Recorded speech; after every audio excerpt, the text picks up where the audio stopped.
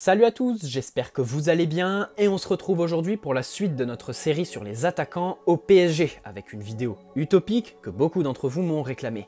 Et je vous invite à rester jusqu'à la fin de cette vidéo puisqu'aujourd'hui c'est Seiss Lucidity qui va nous apporter son analyse sur Roberto Firmino. Vous retrouverez sa chaîne YouTube en description et je vous invite vraiment à aller y faire un tour, d'abord parce que ces vidéos, alliage parfait entre qualité visuelle et pertinence de ses propos, vous plairont à coup sûr, et ensuite parce qu'il mérite bien plus d'abonnés. C'est sûrement le youtubeur PSG sous-coté. Bienvenue. Roberto Firmino Barbosa de Oliveira est né le 2 octobre 1991 à Maceió au Brésil. Il a vécu une enfance particulièrement difficile. En effet, son quartier était très pauvre et la plupart des enfants qui l'habitaient se lançaient dans différents trafics pour tenter de se sortir de la pauvreté. C'est pourquoi sa mère l'empêchait de sortir de la maison. Mais Roberto Firmino trouvait tout de même le moyen d'obtenir sa dose de football. En effet, il s'échappait la nuit pendant que ses parents dormaient et jouait au foot tout seul dans la rue. C'est grâce à un certain Luis, entraîneur du club local, que Firmino va commencer à jouer au foot sérieusement. En effet, c'est lui qui a poussé sa famille à accepter que Firmino rejoigne son club. À 16 ans, Roberto Firmino est repéré et rejoint Tombense. Un an plus tard, il est envoyé en prêt à Figueirense en seconde division. Il souffre de la distance qui le sépare de sa famille. Sa mère racontera plus tard que Firmino voulait tout arrêter et revenir auprès de sa famille, mais il n'avait pas assez d'argent pour se déplacer. Malgré la situation difficile qu'il vit loin de sa famille, Firmino commence sa carrière professionnelle à 18 ans au Figueirense FC en Série B brésilienne. En avril 2009, il réalise un essai non concluant avec l'OM. Firmino continue à jouer en seconde division et sans évoluer en Série A brésilienne, il est repéré par un recruteur d'Hoffenheim. À 18 ans, Roberto Firmino traverse l'Atlantique et signe un contrat de 4 saisons avec le club allemand. Lors de sa première saison à Hoffenheim, il inscrit 3 buts en 11 matchs. C'est en 2013-2014 que sa carrière arrive à son tournant. En effet, il inscrit 15 buts et délivre 12 passes décisives durant cette saison, des performances qui lui feront connaître la sélection nationale brésilienne. Le 26 mars 2015, il connaît sa première titularisation au sein de l'attaque brésilienne face à la France au Stade de France, aux côtés de Neymar, Willian et Oscar. Après 153 matchs pour 49 buts avec Hoffenheim, il rejoint Liverpool le 24 juin 2015 pour 40 millions d'euros. Ses débuts en Angleterre se font doucement mais sûrement. Il faut attendre le mois de novembre 2015 pour le voir marquer son premier but avec les Reds. Le tournant de son aventure avec Liverpool, c'est bien évidemment l'arrivée de Jürgen Klopp. En effet, le rôle de Firmino change complètement avec Klopp, qui l'aligne en pointe d'une attaque à 3 ou 4 joueurs. La suite, vous la connaissez. Firmino devient un élément essentiel de cette équipe de Liverpool qui remporte une Ligue des Champions, une Supercoupe de l'UEFA et une Coupe du Monde des clubs. Firmino compte actuellement 235 matchs avec Liverpool pour 77 buts et un titre de champion d'Angleterre qui va arriver, on ne sait pas quand, mais qui va arriver. Mais pourquoi Firmino est l'attaquant idéal pour n'importe quel club de foot? Parce qu'il s'adapte partout grâce à une flexibilité tactique hors norme. En effet, le vrai poste de Firmino est très difficile à trouver. Rarement en véritable numéro 9, la plupart du temps en tant que faux 9 ou 9,5, et parfois en 10, Firmino est sûrement un des attaquants les plus complets du monde. Et ici, on va revenir sur un terme dont on a déjà parlé dans la vidéo sur Jürgen Klopp, le Gegenpressing. Cette forme de contre-pressing vise à mettre une pression d'enfer sur l'adversaire dès la perte de balle. Et même s'il est prouvé que le numéro 9 est le joueur qui a le moins de chances de récupérer le ballon lorsqu'il faut aller presser, Firmino prouve que même s'il ne récupère pas, il joue un rôle qui est essentiel.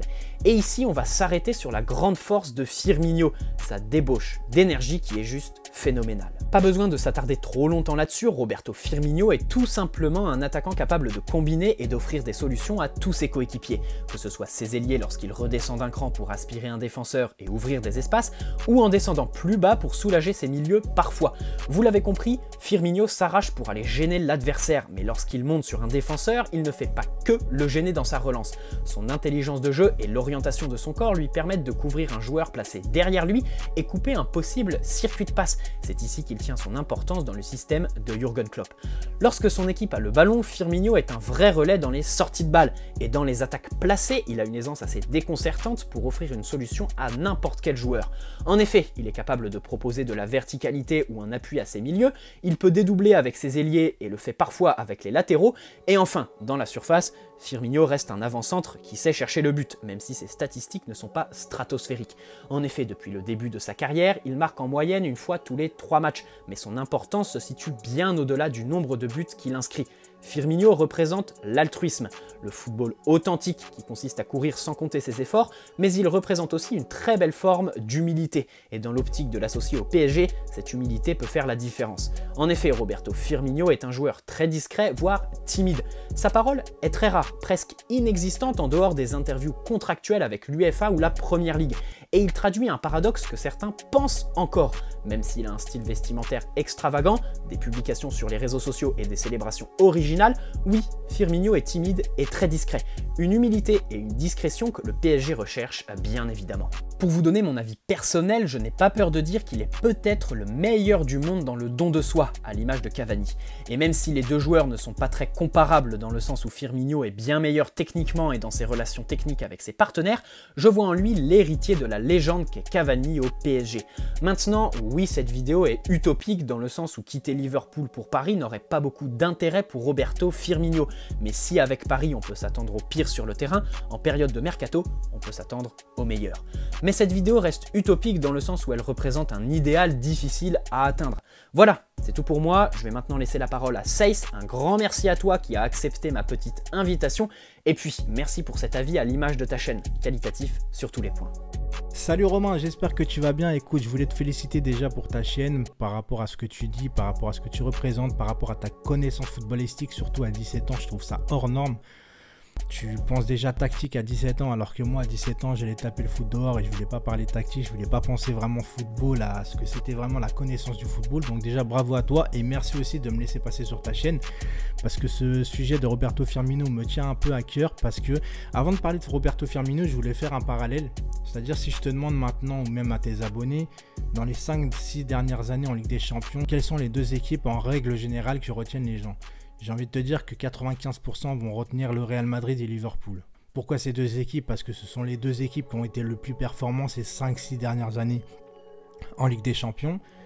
Et le point commun qu'il y a entre ces deux équipes, c'est que déjà ils ont des forts ailiers. Les ailiers, que ce soit de Liverpool d'un côté, Mohamed Salah et Mané, et Real Madrid à l'époque avec Ronaldo, Gareth Bale, etc. Mais le vrai point commun, c'est qu'ils ont tous les deux un 9,5. Qui s'appelle au Real Madrid Karim Benzema, qui n'a plus rien à prouver à personne, tellement ça fait plus de 10-15 ans qu'il est au Real Madrid et il perdure. Et Roberto Firmino. Ils ont le même poste, c'est-à-dire 9,5. Et quand je parle de 9,5, il faut des joueurs qui sont capables de combiner avec des ailiers aussi rapides et aussi techniques. Chose qu'au Paris Saint-Germain, par exemple, sans critiquer Cavani parce que c'est un mec que j'adore, il n'est pas capable de combiner avec Neymar et Mbappé. Donc forcément, tu as besoin d'un élément qui revient chercher les ballons et qui puisse combiner avec les deux ailiers. Cavani il prend plus les espaces, il a une grosse débauche d'énergie. Et quand tu as deux ailiers aussi rapides et aussi forts techniquement, tu n'as pas besoin de faire des appels en profondeur. C'est à toi plutôt de revenir et laisser la profondeur aux deux ailiers. Chose qu'il n'y a pas au Paris Saint-Germain. Et quand Mbappé et Neymar jouaient ensemble, on a bien vu qu'ils jouaient vraiment que tous les deux parce qu'ils n'arrivent pas à combiner avec le buteur. Roberto Firmino, sa qualité principale, c'est son sens du jeu, c'est sa vision de jeu. Moi, je peux t'assurer, Romain, qu'un Roberto Firmino qui combine avec un Neymar et Mbappé, ça ferait très très mal. En plus, Roberto Firmino, on va pas se le cacher, il est très très à l'aise techniquement, il est aussi très très bon de la tête et c'est un tueur devant les buts. Pour moi, quand on parle de successeur à Cavani, j'ai envie de te dire que c'est plus un nouveau registre, c'est un nouvel état d'esprit et une nouvelle tactique qui pourrait se mettre en place. Parce que le vrai successeur à Cavani, en gros, ça serait peut-être Icardi, parce que ils n'ont pas forcément le même profil, mais tu sais, c'est des renards de surface, c'est pas des mecs qui vont venir rechercher le ballon, qui vont faire jouer les autres. Même si Icardi, quelquefois, il arrive à revenir pour être en remise, mais plus en point d'appui et pas forcément en 9,5 voire numéro 10, tu vois. Et je pense que le Paris Saint-Germain devrait plus se centrer à trouver un 9,5 que s'entêter à trouver un buteur fixe. C'est mon avis parce qu'on a trop vu ça tout le temps et ça n'a jamais fonctionné au Paris Saint-Germain. Alors là, cette année, le Paris Saint-Germain passe en 4-4-2, donc c'est encore un autre registre. Mais moi, je pense que de toute façon, même à l'avenir, Mbappé sera toujours meilleur sur un côté que dans l'axe. Ça, c'est mon avis. Pourtant, j'étais le premier à vouloir voir Mbappé numéro 9. Mais de plus en plus, je crois vraiment qu'Mbappé est fait pour être sur un côté et pas être numéro 9. Et bien sûr, je parle de Firmino en connaissance de cause, pour l'instant, entre guillemets, que Neymar et Mbappé ne partent pas. C'est en connaissance de cause que les deux restent et donc il faut trouver un mec qui puisse combiner avec les deux. Cela va de soi. Donc pour moi, franchement, sans contestation dans l'axe, hormis Firmino, Benzema, voire Paulo Dybala aussi. Mais Paulo Dybala, ça reste encore un autre registre parce que c'est pas vraiment un vrai buteur. Lui, c'est vraiment limite un numéro 10, tu vois. Donc Roberto Firmino, pour moi, dans ma conception du Paris Saint-Germain, si Neymar et Mbappé restent, pour moi, c'est le profil idéal. Maintenant, on va parler du côté qui serait peu probable que Firmino vienne au Paris Saint-Germain. Parce que nous, on se met bien évidemment à la place du Paris Saint-Germain au niveau des supporters. Et on aimerait que Firmino vienne au club. Maintenant, on se met dans la peau de Liverpool. Déjà, Liverpool, ils peuvent le lâcher. Il n'y a pas de problème parce que je pense que Liverpool sont assez intelligents pour lâcher un joueur s'il veut partir. Et ils retrouveront toujours quelqu'un d'autre, etc. Ils ne seront jamais dépourvus d'un attaquant. Maintenant, il faut surtout se mettre à la place de Roberto Firmino. Tu es Roberto Firmino, tu joues dans le meilleur championnat qui est la Première Ligue. Tu es Roberto Firmino en Ligue des Champions les 2 dernières années, tu fais 2 finales dont une gagnée. Pourquoi, en tant que Roberto Firmino, tu viendrais au Paris Saint-Germain en Ligue 1 où il n'y a aucun suspense et dans un club où malheureusement il n'est pas encore structuré dans les meilleurs mondiaux? Parce qu'il ne faut pas se le cacher, le Paris Saint-Germain a encore beaucoup de soucis en interne. Leonardo est arrivé, ok, il a réglé pas mal de soucis, mais ce n'est pas encore un club structuré. Donc moi, je suis à la place de Roberto Firmino, malgré que moi, je suis supporter du Paris Saint-Germain et je suis à fond dedans et je suis amoureux de ce club. Mais si tu es à la place de Roberto Firmino, jamais tu quittes Liverpool pour le Paris Saint-Germain. C'est la petite zone d'ombre que j'ai du mal à croire à Roberto Firmino au Paris Saint-Germain. Après, le passé nous a appris qu'on a réussi à arracher Thiago Silva et Ibrahimovic la même année au Milan AC. Bon, c'était plus le même Milan AC, mais tout de même parce que les joueurs ne voulaient pas venir au Paris Saint-Germain la première année. Il faut s'en souvenir quand même de ça. Le Paris Saint-Germain l'ont pris au forceps. Ils ont forcé avec l'argent et à force de rester au club, les joueurs apprennent à aimer le Paris Saint-Germain. En fait, les joueurs, quand ils viennent au Paris Saint-Germain, maintenant, n'aiment pas le PSG au fond de leur cœur. Ils apprennent à aimer le Paris Saint-Germain une fois qu'ils signent. Donc pourquoi pas? Maintenant, si tu me demandes mon choix de prédilection au niveau des attaquants, je te réponds sans problème Roberto Firmino. C'était tout pour moi, c'était Seiss et encore une fois, Romain, merci de m'avoir laissé passer sur ta chaîne. Ciao! Encore merci à toi Seiss, ça fait toujours plaisir d'accueillir un passionné comme toi sur la chaîne. Je le répète, je ne le fais pas souvent, mais je vous invite vraiment à aller checker la chaîne de Seiss qui est en description. Vous louperiez quelque chose si vous ne le faites pas, et il mérite tellement plus d'abonnés. Je compte sur vous pour lui envoyer un max de force. Voilà, c'est tout pour aujourd'hui. N'hésitez pas à poser un like si cette vidéo vous a plu, vous abonner si ce n'est pas déjà fait, et me donner vos avis sur l'idée utopique d'une arrivée de Firmino à Paris. Bonne soirée à tous, prenez soin de vous, allez Paris! Ciao!